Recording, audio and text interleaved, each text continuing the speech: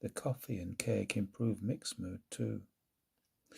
"Which way then?" asked Mick, directing the question at James, who has been responsible for planning the excursion and the route they'll follow over the next 2 days. "Well," says James, "it will be a long day's walk from here to Wasdale Head, so we could forget about going down the path to the sea and just head inland. After a couple of miles we will follow the official coast-to-coast route until we get to the Black Sail Hut, and then leave the route by going over the pass into Wasdale." "What? Start a coast-to-coast walk without visiting the actual coast?" says Andy, clearly unimpressed. "I only said we could. If you want to, we can walk to St. Bees Head and then retrace our steps, or even follow the official route from there, although that would add a couple of miles more." "Hang on a minute," says Mick. "How far is it from here to Wasdale Head?" "About 24 or 25 miles, says James quickly, as if doing it that way might make it seem less. "Bloody hell," says Mick. "What time are we going to get to Wasdale Head in?" "Between 7 and 8 o'clock in the evening," says James, secretly hoping his calculations are accurate. "How far would it be if we went down to the sea?" asked Andy, already resigning himself to an answer that will almost certainly rule out such an essential deviation. "About a mile, so a couple of miles there and back," says James.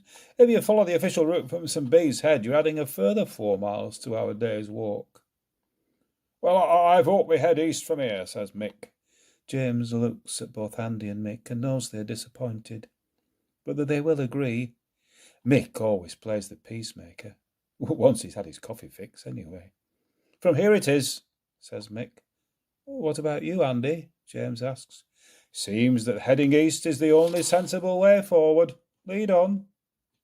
The three head off, with James scrutinising the map closely to work out how they will negotiate the next half an hour until they cross the A595 and pick up the road to Clearter, when his navigating skills will be less required, assuming the official route is well signposted.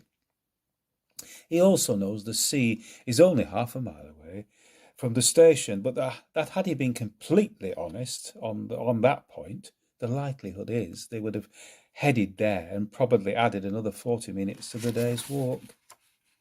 Whilst they have walked similar distances to today's in a day before, they usually set off walking much earlier. As it is, the discussion on the platform adds a further 5 minutes, and he is angry with himself for not resolving the matter on the train.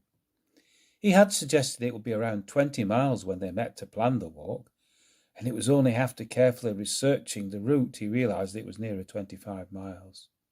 This was more like one of their earlier challenge walk days, ones they'd previously agreed should be consigned to history in favour of shorter distances and more time spent in the pub catching up and reminiscing.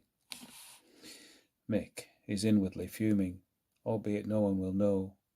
Even without the additional visit to the coast, 25 miles is much further than he wants to be walking. He knows James well enough to know if he says 24 to 25 miles, it will be nearer 25. And 7 to 8 o'clock means James believes it will be 8 when they get to the Wasdale Head Inn.